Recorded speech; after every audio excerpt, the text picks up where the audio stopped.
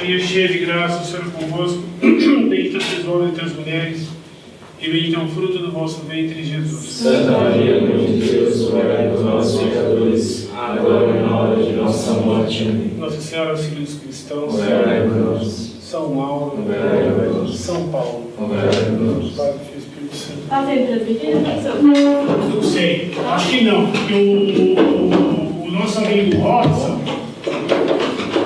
ele pegou aulas de segunda noite, ele dá aula, e ele então não virá mais esse semestre, pelo menos. Bom, a aula hoje vai ser curta, porque eu vou só terminar a aula da semana passada. A semana passada a gente acabou se estendendo um pouco na explicação da Santíssima Trindade, né?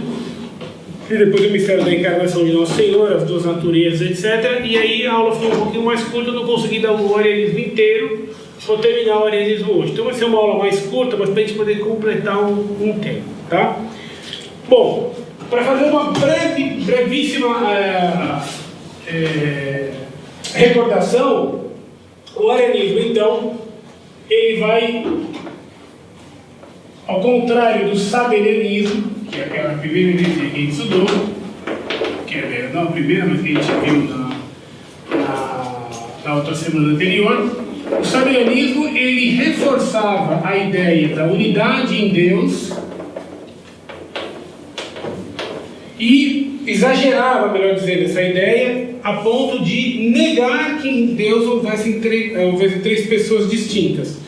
Para eles, em Deus havia apenas uma pessoa, a pessoa do Pai. E Jesus Cristo e o Espírito Santo eram o Pai sob outro aspecto. O arianismo vai defender o erro oposto do sabelianismo. Ele vai reforçar. O arianismo vai reforçar a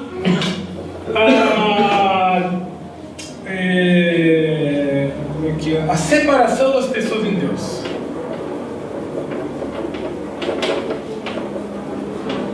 De tal modo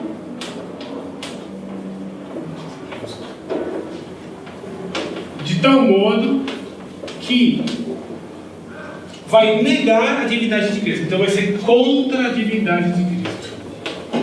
No arianismo, Jesus Cristo era um grande profeta, um grande santo, o maior de todos os santos, mas não era Deus. Ele foi criado pelo Pai. Então chegava até a dizer que ele foi criado desde toda a eternidade, mas foi criado ex nihilo, né? Do nada. Então Deus, seu Senhor, Deus Pai, teria criado Cristo, e Cristo então seria um simples homem. Sendo um simples homem, ele não tinha condições de nos remir, não tinha condições de pagar o pecado original. E ele sendo um simples homem, os judeus então não assassinaram o Messias, não assassinaram Deus, mataram um simples homem, tá? Tem uma citação aqui nessa Sagrada Escritura, que eu não coloquei essa semana, mas que vale bem a pena colocar, que é quem diz é São João, na Epístola de São João. Olha que coisa impressionante como vai dizer a Trindade de Deus de forma... Né? Os teólogos ensinam que depois de Pentecostes, todos os apóstolos, com o Espírito Santo, receberam o dom da inerrância. Então, da infalibilidade. Isso, da infalibilidade. Então, todos os apóstolos eram infalíveis. Depois da morte deles, o dom da infalibilidade ficou só com o Papa. Então, o Papa é infalível. Então, é muito importante que a gente vê o que ensinam os apóstolos, etc. Porque aqui a gente tem uma segurança plena de ser uma verdade inspirada por Deus. Tá? Com efeito, são três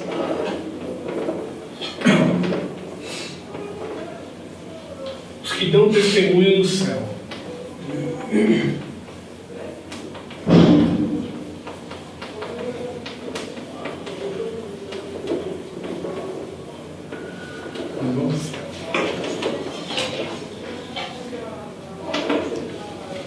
O Pai, Opa, passou uma sombra aí. Uma magna sombra. Seu Magno. Olha, eu pagaria para ver o seu Magno com 10 anos na escola. Não é? As professoras iam querer morrer. Era assim, a professora atual falava, prova, eu quero me livrar. A do outro ano, prova que eu não quero pegar. Então, são três os que dão testemunho do céu. O Pai, o Verbo e o Espírito Santo.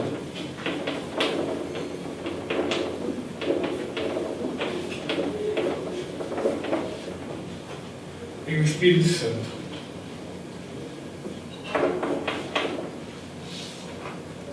E os três são um só. Puxa, isso está numa carta de tudo, né? É uma coisa impressionante. E os três são um só. Então aqui, vou colocar a citação. Epístola de São João. Epístola de São João, não de João. João, Lucas, Marcos, hoje ficaram amigos. Capítulo 1, versículo 7. Então, na verdade é igualitarismo, né? Porque diz Lucas, diz Paulo, Paulo é meu amigo que trabalha comigo, né? Não é nem ele que diz, é ele que diz. Pois é, então lamentável.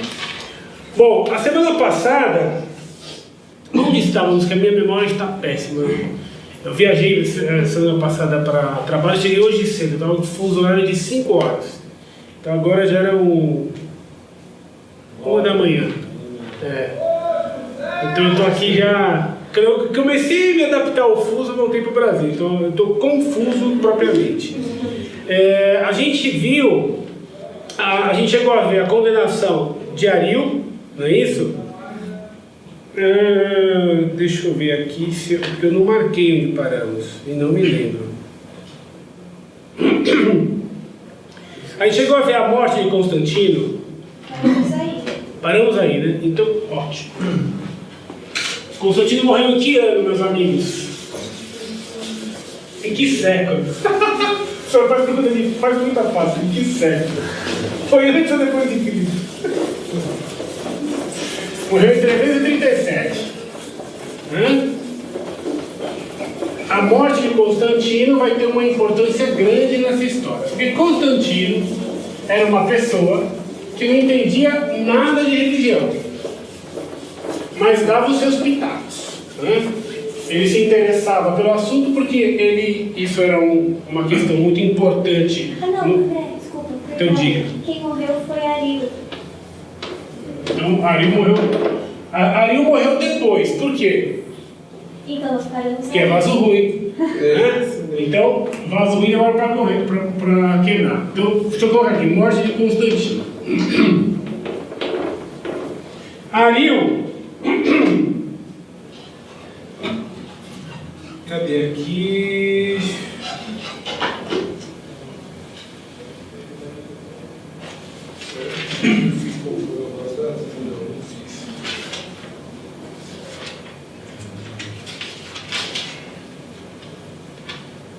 As minhas anotações parecem hieroglifos dos egípcios.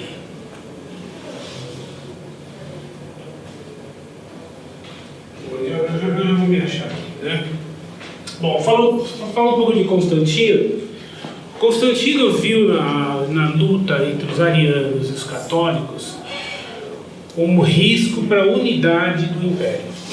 Então, Constantino era filho de Santa Helena, então ele recebeu alguma formação cristã, mas ele não era cristão, ele era pagão, e ele vai ser batizado apenas na hora da morte. Então ele não entendia das questões religiosas, e ele se metia a resolvê-las, ora ajudando, ora atrapalhando. Então ele, por exemplo, quem convocou o concílio de Nicéia foi ele, em 325. Depois, no começo ele apoiou os católicos, apoiou a posição correta, porque ele via que o arianismo era um risco para a unidade do Império. Depois, quando Eusébio de Cesareia, Eusébio de Nicomédia o convence a apoiar o arianismo, ele vai então apoiar os arianos contra os católicos.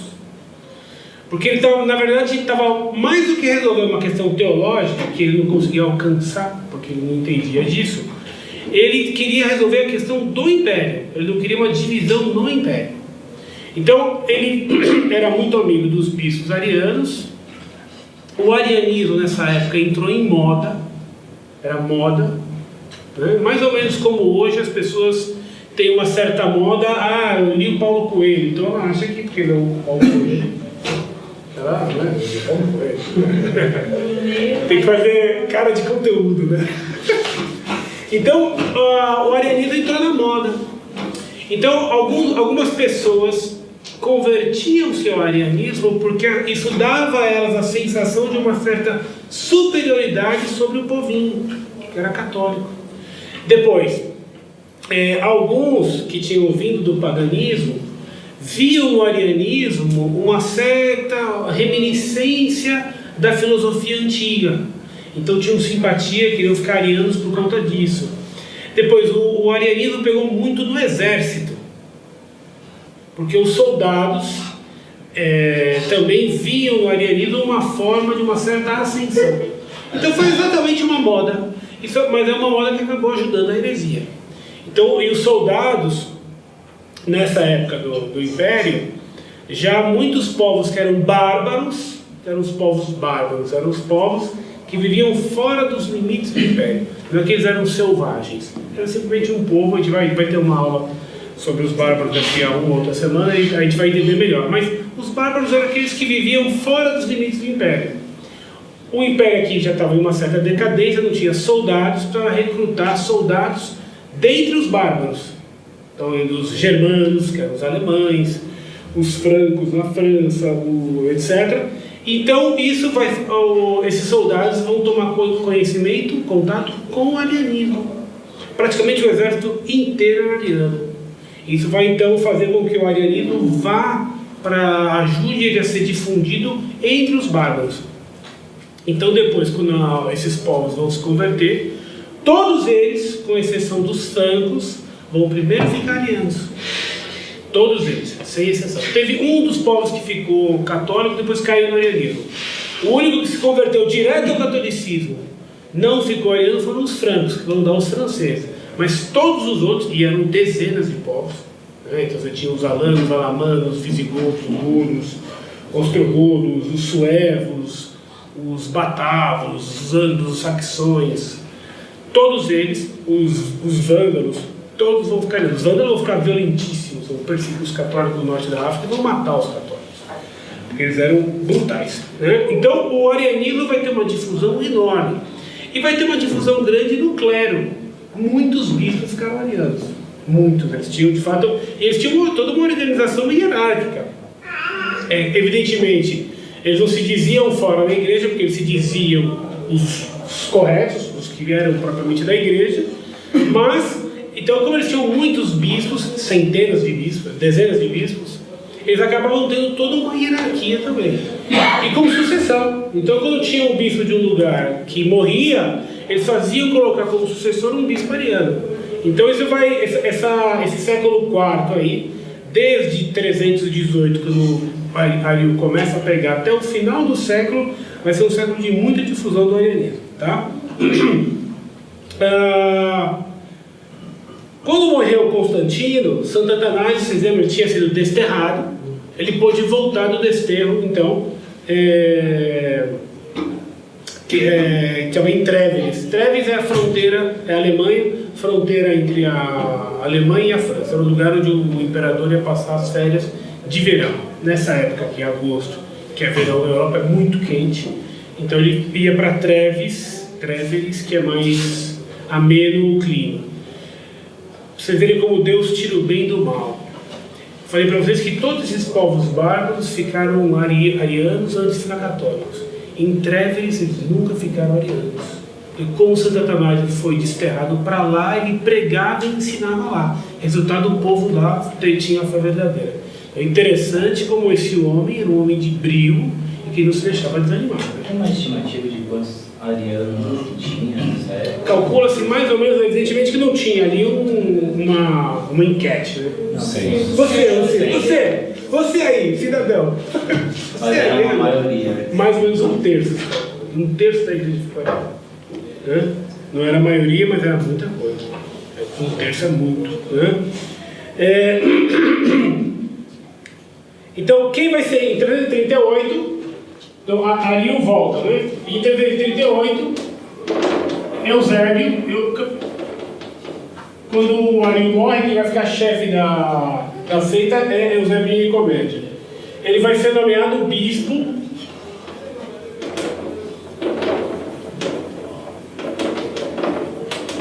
Vai ser nomeado bispo de Constantinopla. Ou seja, da capital do Império, né?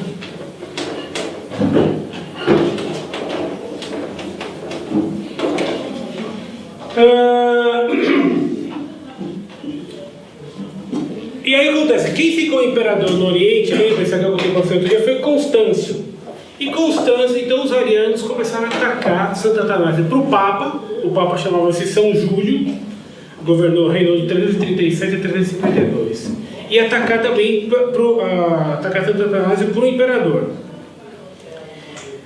Eles se reúnem em Antioquia e depõem Santo Atanásio. Então, Santo Atanásio é deposto, e que eles tinham feito os arianos tinham feito um sínodo de bispos arianos em Tiro, em 335, e tinham combinado de destituir Santo Atanásio. Então eles foram lá depois, Santo Atanásio voltou tudo, e simplesmente destituíram o homem. Né? Em lugar de Santo Atanásio, colocaram Gregório de Capadócia. Só que o povo de Alexandria não queria Gregório de Capadócia como bispo. Então o imperador precisou mandar soldados, foi uma briga tremenda, para levar Gregório de Capadócia, que era herege, para ficar bispo e chegar até a sede, vem de sede, né? Que é onde está a sede, o trono do bispo. Então Santo Atanásio, vendo que a situação estava ficando impossível, ele então foge para Roma. Iam prendê-lo, os guardas vieram para prender, ele conseguiu fugir, fugiu para Roma. E em Roma ele foi procurar o Papa. Porque nessa época as comunicações existiam, mas eram evidentemente muito mais precárias que hoje. Então Santo Atanásio foi lá para contar ao Papa o que estava acontecendo. E isso aqui foi decisivo em toda essa história. Essa viagem dele foi importantíssima. Ele, quando conversou com o Papa, com São Júlio, explicou tudo o que tinha acontecido, qual era a posição dele, qual era a posição dos outros, o abuso que eles tinham cometido, etc, etc. E aí o Papa, tomando o pé das coisas, resolveu então apoiar. Não que ele não apoiasse antes, mas agora ele tinha um conhecimento muito mais claro da situação. Então o Papa, o que ele vai fazer? Ele vai convocar um sínodo para chamar todos os bispos. Só que antes disso, em 341, os arianos fazem um sínodo deles na cidade de Antioquia. E nesse sínodo eles depõem então oficialmente Santo Atanásio e formulam uma doutrina ariana mais suave. Eles amainaram a heresia. Isso aqui é uma coisa que quando a gente olha pode parecer uma coisa boa, né? Mas é uma faca de dois gumes. Toda heresia, quando vê que vai ser condenada, quando é condenada, ela se reapresenta com uma roupagem mais suave. Toda heresia faz isso, para ser mais palatável, para enganar mais.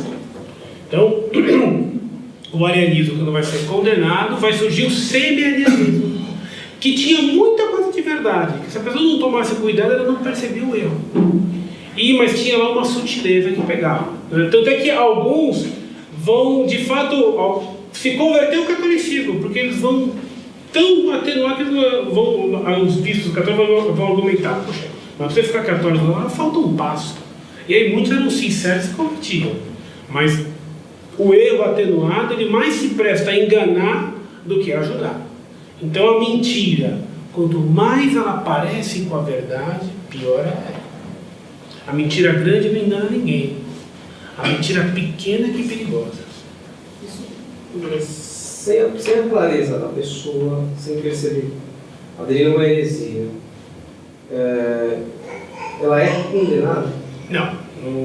A pessoa só é condenada se ela tem consciência. Se ela tem consciência. Isso. Mas aqui... Só o prazo é que vai levar ela a perder. Então, mas é que aqui, essa briga era a briga que vinha já ocorrendo há muito tempo. Já tinha tido o Concílio de Nicéia, que foi muito bem, isso aqui o clero sabia. Eles tomavam posição sabendo. Podia ter um outro que não soubesse? Podia ter. Mas isso aqui era uma questão que se sabia bem. Agora, se porventura alguém não soubesse, não tem culpa.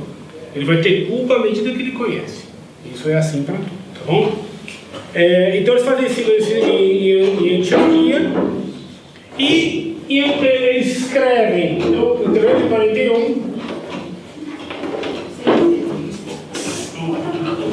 Sínodo Ariano em Antioquia. E eles vão escrever 4 fórmulas arianas, todas elas brandas. E alguns vão aderir a uma, por isso que formam 4, porque eles não vão se entender. São as 4 fórmulas de Antioquia, que acabam rejeitando até o Ario, o chefe da seita que tinha morrido, e admitindo no conjunto uma doutrina ortodoxa católica. Mas ainda não estava aceitando totalmente a fé. Em 342 falece Eusébio de Nicomédia, e isso aqui vai ser um grande golpe então para sempre, porque Eusébio de Nicomédia era a grande ponte que os hereges tinham com o imperador. O Eusébio de Nicomédia era um grande amigo, foi quem batizou Constantino na hora da morte, que era amigo de Constâncio, do filho do imperador, e era quem incitava ele contra os católicos. Enquanto isso, no Ocidente, Constante, que era outro filho de Constantino, não perseguia os católicos. Então o número de arianos no Ocidente era muito menor.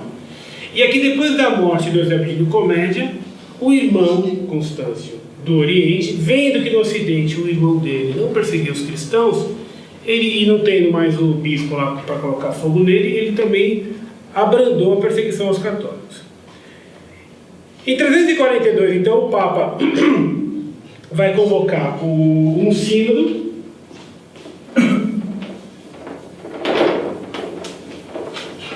que é aquele sínodo que ele tinha decidido convocar quando Santo Atanásio falou com ele, na cidade de Sárdica. Sárdica é onde é Sófia, tá? Na Bulgária. Ele, então, vai reunir 90 bispos no sínodo católicos. Desculpa, professor, Sárdica? Sárdica. A Sárdica. 90 bispos católicos e 76 bispos arianos. Olha que aqui, no clero, a divisão era muito mais que um terço, era quase metade. Os arianos, então, reclamam, porque o Papa escolheu essa cidade? Porque ela está na fronteira entre o Império do Oriente e do Ocidente, para facilitar o comparecimento de um e de outro. Depois, ficava ainda no Ocidente, então sob a jurisdição de Constante, que era mais amigo dos cristãos. E muito embora o lugar fosse de fácil acesso, porque estava na fronteira, os orientais reclamaram para Roma, que era um absurdo, onde já se viu, o concílio não foi no Oriente, e que para que fazer um concílio, etc. A questão já tinha sido discutida em outros concílios falsos que tinham feito da cabeça deles. E aí o Papa manteve o tom, convocou o concílio, chegou no concílio, o Papa falou, olha, o Papa não foi pessoalmente, ele mandou, acho que um Ósio de Córdoba. E aí então vamos discutir a questão do bispo Atanásio. E aí os orientais ficaram uma fera, falaram, não, Atanásio já foi condenado, que é Santo Atanásio, hein? Não tem mais o que discutir sobre ele, já foi condenado. Quer dizer, eles tinham feito um sínodo falso, condenado, e agora a igreja inteira tinha que aceitar. E aí o Papa manteve o tom, não, tem que fazer, etc. E aí chegou um dado momento, todos os bispos arianos foram embora. Quando eles foram embora, os 90 bispos católicos puderam dar andamento tranquilamente ao sínodo. Não é que eles foram embora e acabou. Não, vão embora. Vamos continuar aqui, discutindo as coisas, fazendo os documentos, etc. Depois, esses 76 arianos que foram embora, foram para Trácia, uma outra cidade, fazer um conciliábulo, quer dizer, um concílio falso, onde eles mantiveram a doutrina ariana, destituíram o Papa, seu decreto destituindo o Papa, olha só, vê que essas coisas nunca terminam de piorar. Um erro vai chamando outro, né? E condenaram o Santo Atanásio de novo, né? Houve então um outro sínodo católico em Antioquia, com nova derrota dos arianos. Isso aqui não tinha desculpa, isso aqui foi no Oriente, foi em Antioquia, né? E aí então, em 21 de outubro de 346, Santo Atanásio volta do desterro, que tinha tido que fugir, né?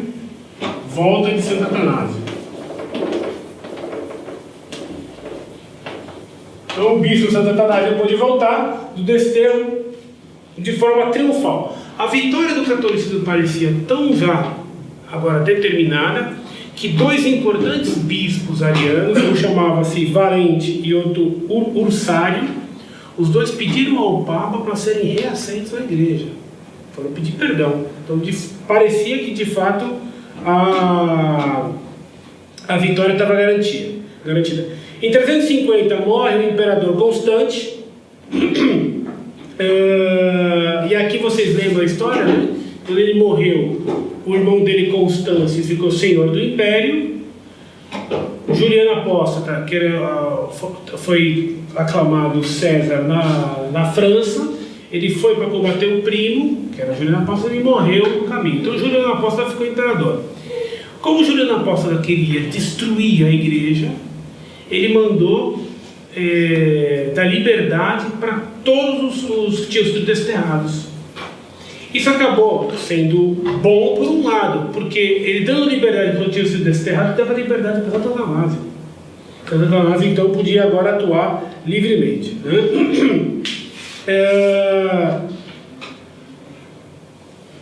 Isso porque, eu pulei um fato, em 351 Santo Atanásio tinha sido perseguido e precisou fugir para o deserto. Quer dizer, acho que é a terceira ou quarta vez que ele precisa fugir, né? Então ele fugiu, dessa vez ele foi para o deserto.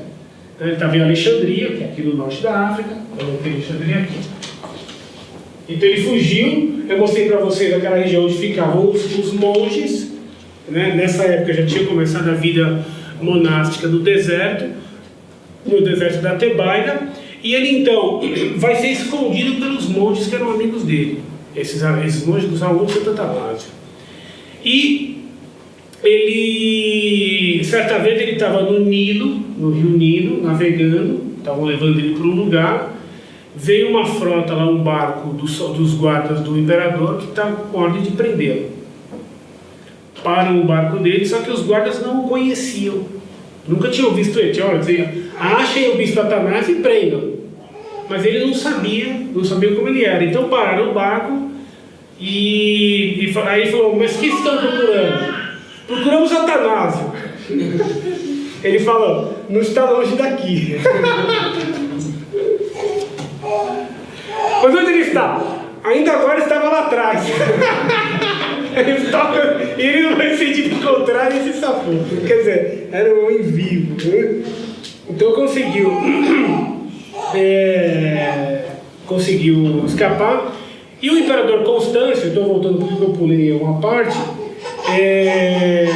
estava tentando ficar amigo do Papa. Tinha morrido em 352, morreu o Papa São Júlio. E aí vai subir um Papa, em 352, que é o Papa Libério, que é um Papa muito controverso. Esse foi o primeiro Papa da história da Igreja a não ser canonizado. Antes dele, desde São Pedro, todos os papas foram santos. Depois dele foram um monte de papas, todos santos. Ficou ele sozinho, ele não veio. Por quê? Vamos ver por quê, né? Então o Papa Libério, quando foi eleito Papa, o imperador tentou ficar amigo dele, Constâncio. Então o imperador mandou uns presentes lá para ele. O Papa não aceitou os presentes. Fez muito bem. O Papa não aceitou os presentes. E então o imperador manda prender o Papa, mandá-lo para Milão. E depois mandou cativo para um lugar lá mais para o Oriente, na Trácia, onde ele ficou preso alguns anos com trabalhos forçados. Quando foi em 358, 6 anos depois da eleição dele, ele foi solto. Agora, por que ele foi solto? Foi solto porque ele assinou um documento que era uma declaração ariana, uma declaração semi-ariana. Não era o arianismo tucru, mas era um arianismo. E isso aqui é uma pena, porque muitos vão dizer, Santo Atanásio, que era um homem de muita grandeza, vai escrever até defendendo o Papa, falando que o Papa já era velho, que ele foi condenado a trabalhos forçados. Trabalho forçado era trabalho forçado, muito duro, hein? Muitas vezes mandavam para as minas. A pessoa que trabalhava nas minas, ela entrava, era mina de cobre, entrava embaixo da terra ou de carvão e ficava lá sem ver a luz do sol acho que até morrer. Eles não tinham como mandar a luz para lá. Eles não tinham, às vezes alguma coisa de luz eles conseguiam refletir para jogar para baixo, mas era. Então o trabalho nas minas era dos mais sofridos. Então o Santo Antônio vai dizer, o Papa já era velho e ele não aguentou os suplícios. E ele foi solto e voltou para Roma. Voltou para Roma e, graças a Deus, tomou uma posição bem contra o arianismo. Mas não foi canonizado. Né? Não foi canonizado. E depois o que foi? Uma grande pena, o grande combatente, o grande teólogo que combatia o arianismo, que era o Mósio de Córdoba, que era aquele que tinha sugerido no Concílio de Nicéia o termo homoousios, né, consubstancial, contei para vocês semana passada, que era um homem colossal, era o braço direito do Papa. Ele já estava muito velho e ele foi desterrado, também foi preso e desterrado, e capturou, e depois ele foi solto e aí se arrependeu e morreu católico, graças a Deus. Mas a capitulação aqui do Mósio de Córdoba é uma pena. Quando eu li isso aqui a primeira vez na vida, eu fiquei até triste, porque ele é uma tristeza. Esse homem passou a vida lutando contra o arianismo. Mas isso é claro, ele estava no final da vida, já estava bem debilitado e sofrendo barbaramente, porque os pagãos, quando judiam de verdade. Tá? E aí então, em 359,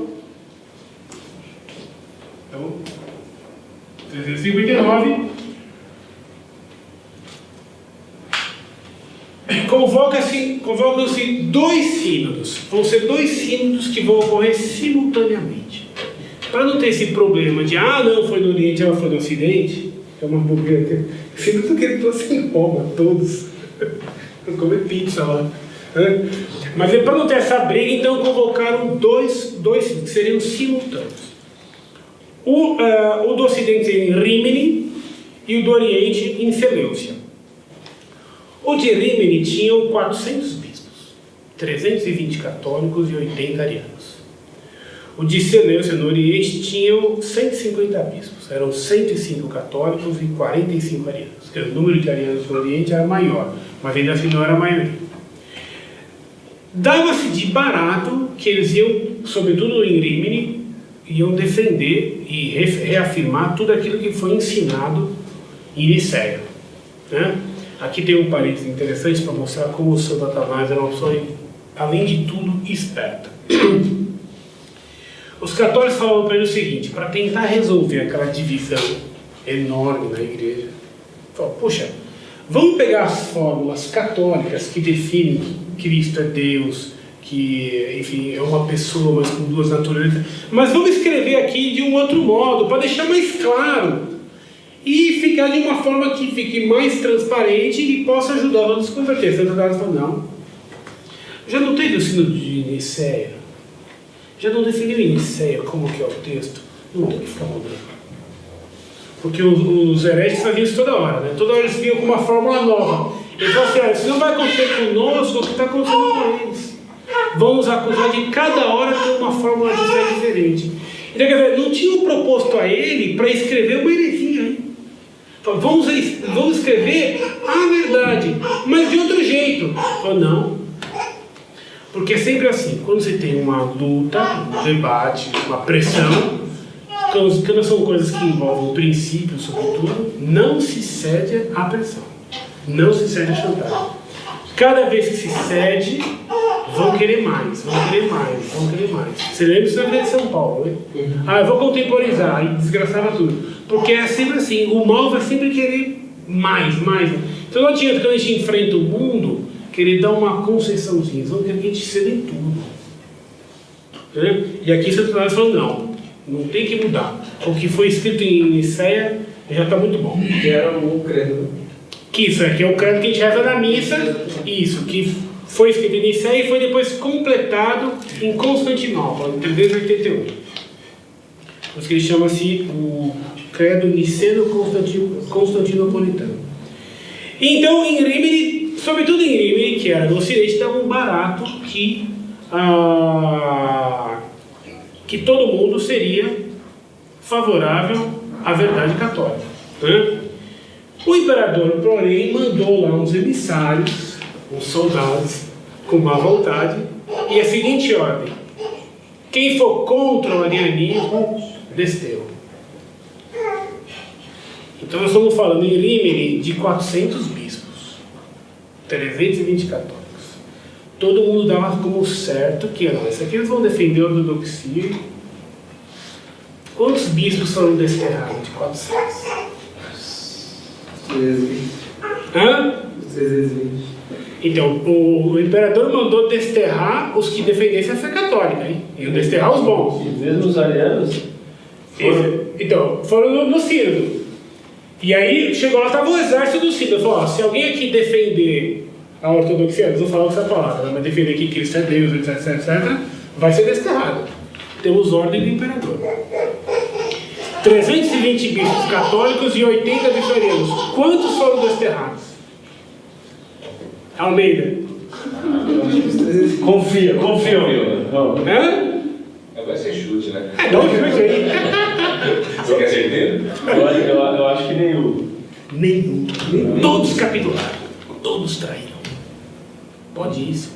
Todos. E ajudar ontem. Os enviados, os soldados não tiveram um trabalho. Todos capitularam. Uma traição em regra. O sínodo inteirinho.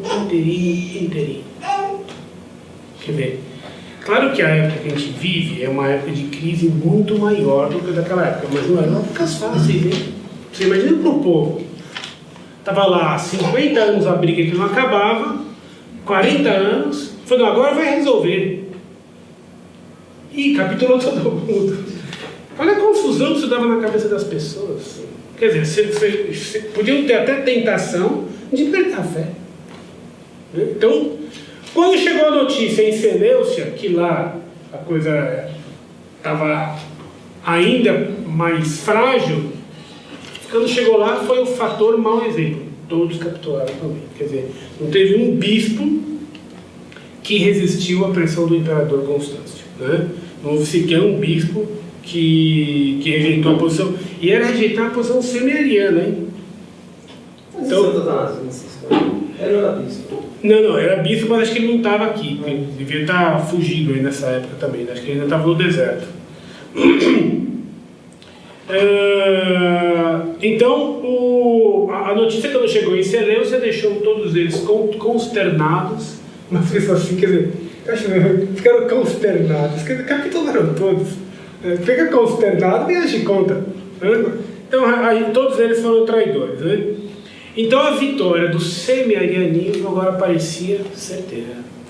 Né? E aí, é nessa situação que em 361 morre Constâncio, que era o protetor dos hereges, sobe Juliano Apóstata e, como ele queria produzir a divisão entre os cristãos, falou, vamos voltar todo mundo no desterro, porque aí vai ser aquela divisão, vai estar todo mundo um contra o outro.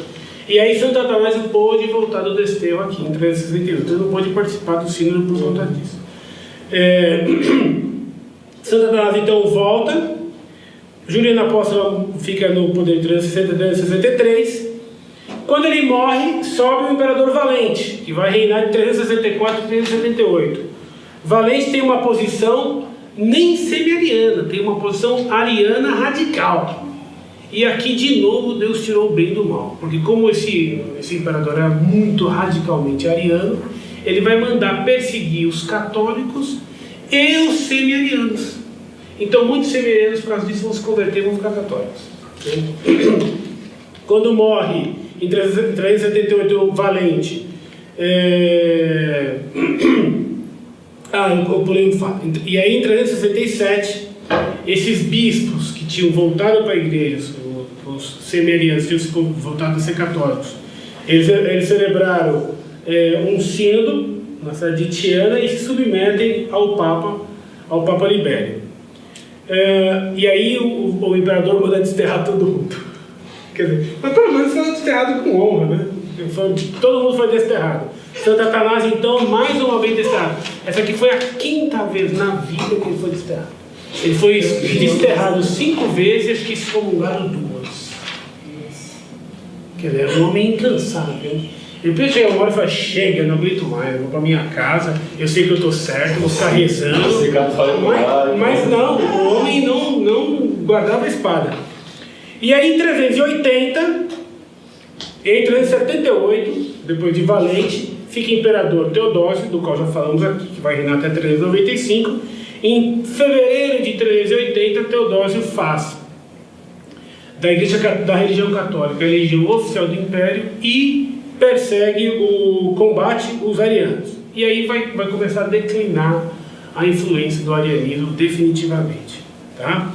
Isso depois vai ter, mas eu vou contar de uma outra vez, vai continuar tendo muita influência entre os bárbaros.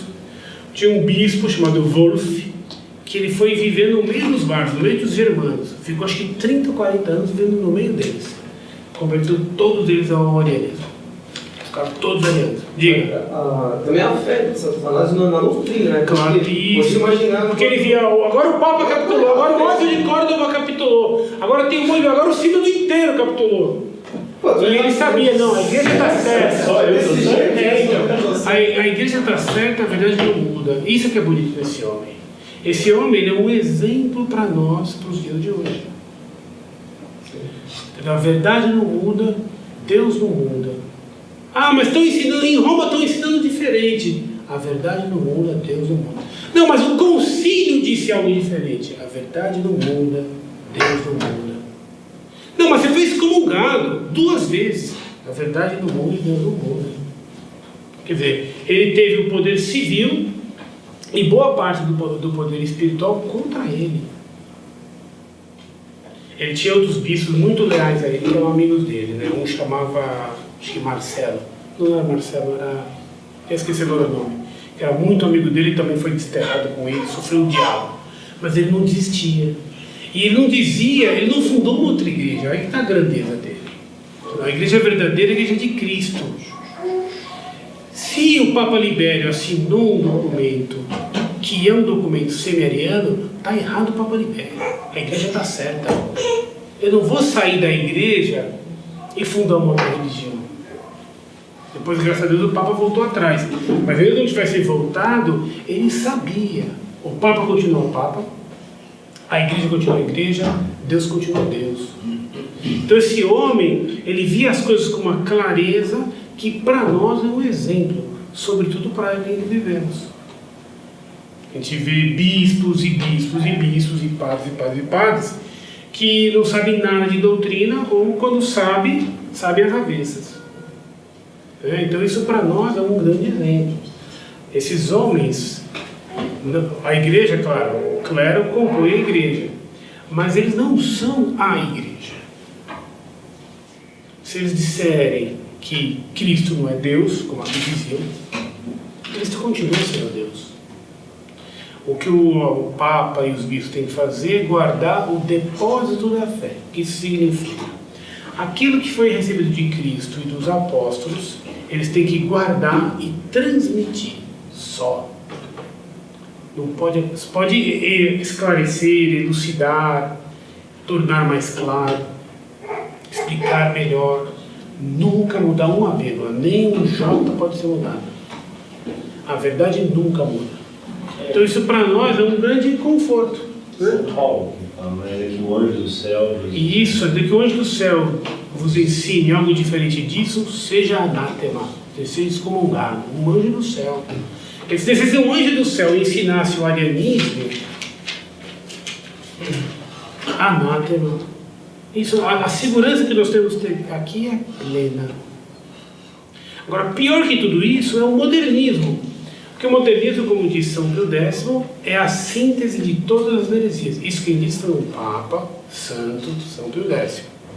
O modernismo é a síntese de todas as heresias. Então, todas as heresias que houve na história, resumidas e unidas, formam o modernismo, que é o que vai prevalecer no século XX e no Concílio Vaticano II. Isso aí a gente vai estudar com o tempo, né? Isso vai ser, a gente vai chegar lá, mas isso aqui é bem importante, bem importante ter em mente. Porque se Cristo não é Deus, muda tudo. Muda tudo. Eu posso respeitar o muçulmano, posso respeitar o protestante, o judeu, o budista, o ateu, o macumbeiro. Se Cristo não é Deus, está todo mundo certo. Vamos rezar juntos pela paz. Né? E enquanto isso, os cristãos sendo queimados vivos ou crucificados na Síria, que estão crucificando até crianças. Ninguém faz nada. Nem na CVC. Ninguém faz nada. Não, nem, mas imagina. Ninguém faz nada. Se fosse um outro. Não que eu tivesse apoio, claro que está errado. Ainda que fosse com outros. Mas se fosse com outros, a ONU dos Estados Unidos já tinha desembarcado lá com mariners e etc. Agora, eles, como são católicos, deixa matar. Deixa... Não, ele não vai. Como é católico, deixa matar. Né? Ele é subjente. Mata pelos próprios americanos e russos também. Então. Mas naquela aí para os Estados Unidos, por exemplo, acabarem com aquilo, é assim, um peteleco. Basta querer. Mas é uma coisa de uma maldade que nada se faz. Estão morrendo todos os mártires. Crianças. Crianças sendo crucificadas. Isso está acontecendo. E ninguém diz nada. É, na Síria. Alguns são queimados vivos no Estado Islâmico. E eles sabem que vão morrer, hein? Eles sabem que vão morrer. Que é uma questão de tempo. O recrutamento não para de descer. É. É uma coisa tremenda. Então isso aí, se Cristo não é Deus, se Cristo não é Deus, se Cristo não está na hóstia, por que eu vou me ajoelhar? Por que eu tenho que receber na boca e não na mão? Por que o padre tem que se ajoelhar na missa? Se eu não é o padre que consagra, é o povo, por que o padre então não vai ficar em roda com o povo para que todos juntos rezem e celebrem a missa e consagrem? E se Cristo, dissolvida a Assembleia, não está mais presente nas partes, na hóstia consagrada, por que não jogar as hóstias consagradas ao final da missa para as galinhas, como fizeram?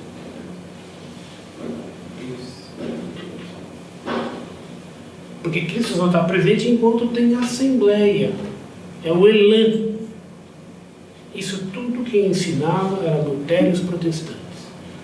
Tudo foi repetido no concílio e na missa. É uma coisa, um paralelo chocante. Eu estou terminando de ler uma história do protestantismo, uma coisa inacreditável.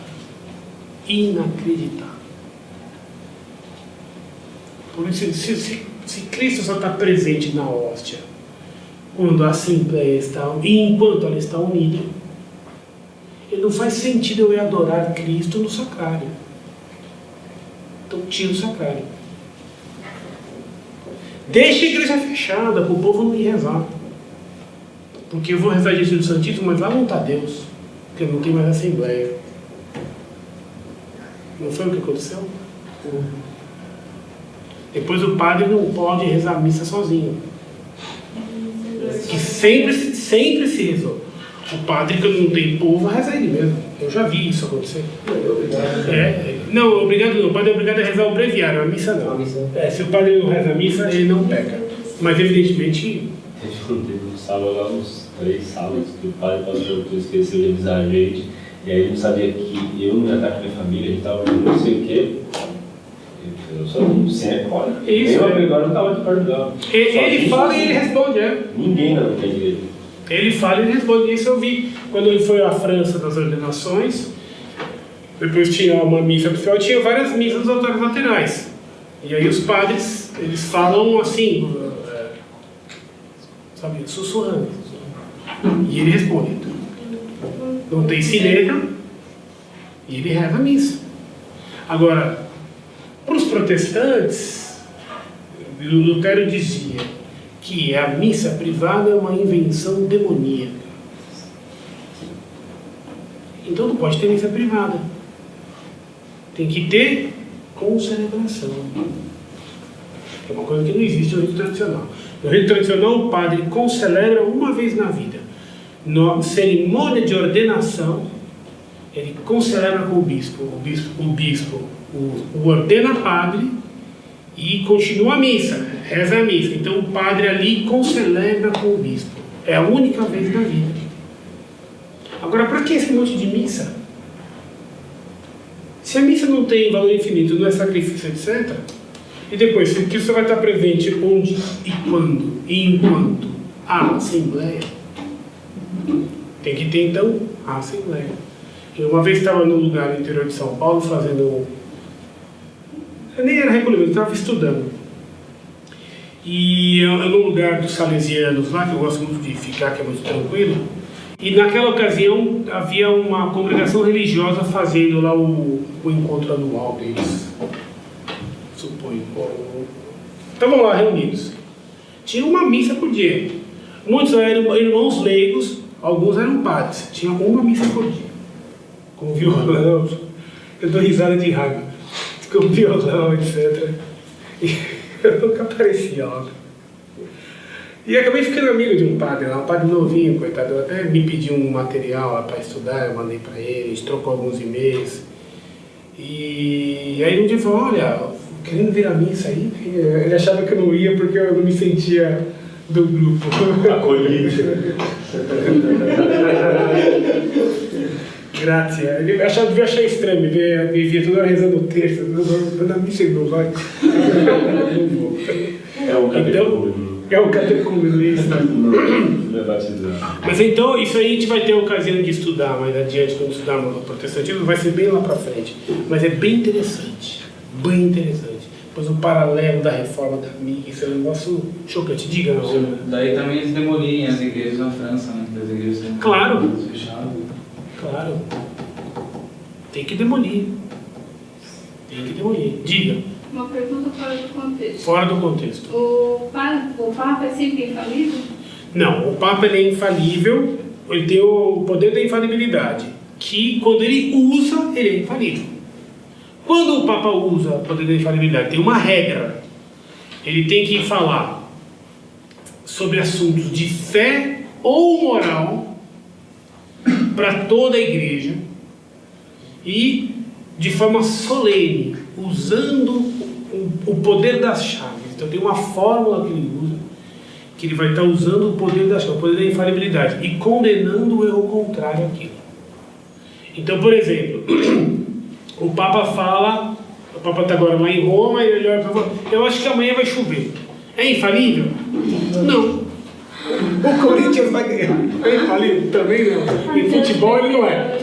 Então, tem que ser em fé e moral. Fé ou moral. Então, o Papa se digna vir aqui um dia dar uma aula de catecismo para nós. Vai ser infalível? Ele vai tratar de assuntos de fé e moral. Vai ser infalível? Por que não? Não é para todo mundo. Então, são ocasiões muito específicas. Então isso aqui convém saber bem, porque os inimigos usam muito isso aqui. Usam bastante. Porque a questão foi a seguinte: sempre se soube que o Papa era infalível. Houve um momento na história que isso precisou ser definido como verdade de fé. Isso foi no século XIX, por causa do liberalismo, que dizia que todos os homens são iguais. E depois dizia também que algumas igrejas poderiam subsistir sem estar ligadas ou submissas ao soberano pontífice. Isso aconteceu com o anglicanismo na Inglaterra, que de fato virou uma outra religião. Mas aconteceu na França. E na França eles não chegaram a se separar oficialmente, mas chamava-se galicanismo, das Gálias. Então, o galicanismo dizia que o Papa não mandava na igreja da França, que na igreja da França mandavam os bispos da França e o rei da França. Então eles não chegaram a romper totalmente com Roma, mas defendiam isso. Então os documentos do Papa precisavam ser aceitos pelos bispos, senão não valiam. Isso é uma coisa que esse erro ele começou no século XV, no Concílio de Constança, que tinha o nome de conciliarismo, que vai dizer que o concílio tinha mais poder do que o Papa. O Papa sozinho tem mais poder que qualquer bispo, mas todos os bispos juntos são mais que o Papa e podem destituir o Papa. Então isso foi condenado por Sisto V. Depois esse erro chamado conciliarismo vai ganhar na França o nome de galicanismo. E na Gália quem manda não é o Papa, quem manda são os franceses, que é um defeito que os franceses nunca tiveram. Eu não sei porquê eles ficaram assim naquela época. E aí depois esse mesmo erro que vai os galicanos que vão fazer junto com os jansenistas a Revolução Francesa. E daí na Revolução Francesa eles fazeriam a Constituição Civil do Clero, que nada mais era que os princípios galicanos e jansenistas colocados em lei. Princípios? Galicanos e jansenistas colocados em lei. Então o Papa não mandava na França, os padres eram eleitos pelo povo, os bispos eleitos pelos padres. Assim, tudo democrático.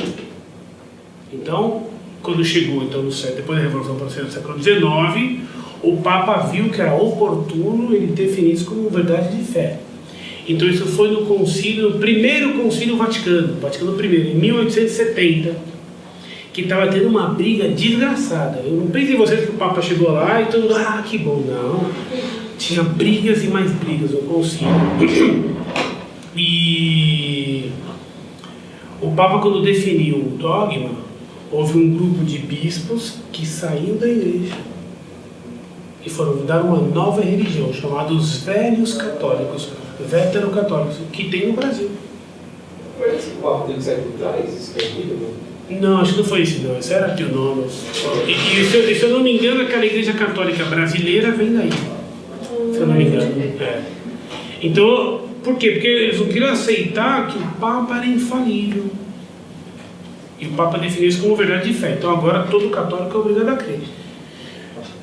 Só que a infalibilidade tem essas regras. Então o que agora os inimigos fazem para combater a infalibilidade do Papa? Antes não queriam que o dogma fosse proclamado, agora foi.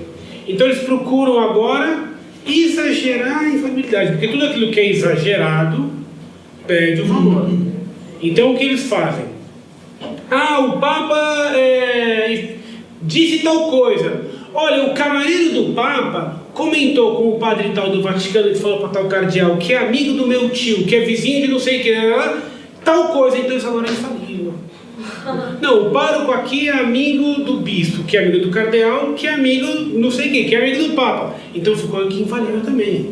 Entendeu? E aí a coisa ficou uma coisa completamente achincalhada. Isso é uma forma de destruir.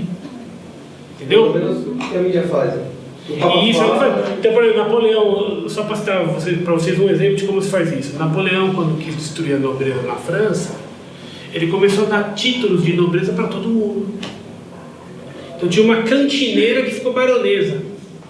Uma cantineira que vendia marmita para os soldados na trincheira. Ele fez dela baronesa, ou condessa. E era assim, então ele distribuía, porque quando inflaciona, perde o valor. É óbvio. Parece um título de doutor. É. Agora, tem uma ideia aqui, olha que divertido aqui no Concílio Vaticano I, né? Tinha um bispo, eu esqueci o nome dele, era bem velho e tinha posições boas. E ele estava lá no concílio participando e gritava, aplaudia, vaiava. Aí um bispo ia falar, ele vaiava, gritava. O outro ia falar, é isso mesmo, muito bom, aplaudia. E as pessoas ficavam super, poxa, mas ele é surdo, como é que todo mundo que vai lá e fala, ele participa, aplaude, apoia uns e critica outros? E aí foram perguntar para ele falou, não, é muito simples. Eu fico olhando o Monsenhor de Pandu, que era um bispo mau. Quando o Monsenhor de Pandu aplaude, eu vaio. Ele vai, eu vou me saber. Alguém tem alguma dúvida? Não? Então vamos rezar. Desculpem a aula que hoje foi cozinhadíssima aí. Tá bom? A gente continua a semana que vem. Em nome do Pai, do Filho e do Espírito Santo. Eu me deixei graças sobre convosco. Bendito sois vós entre as mulheres. E bendito é o fruto do vosso ventre, Jesus. Santa Maria, Mãe de Deus, rogai por nós, pecadores, agora e na hora de nossa morte. Nossa Senhora, auxílio dos cristãos. Rogai por nós. São Paulo. Rogai por nós. São Paulo. Rogai por nós. Pai do Filho e do Espírito Santo. Amém.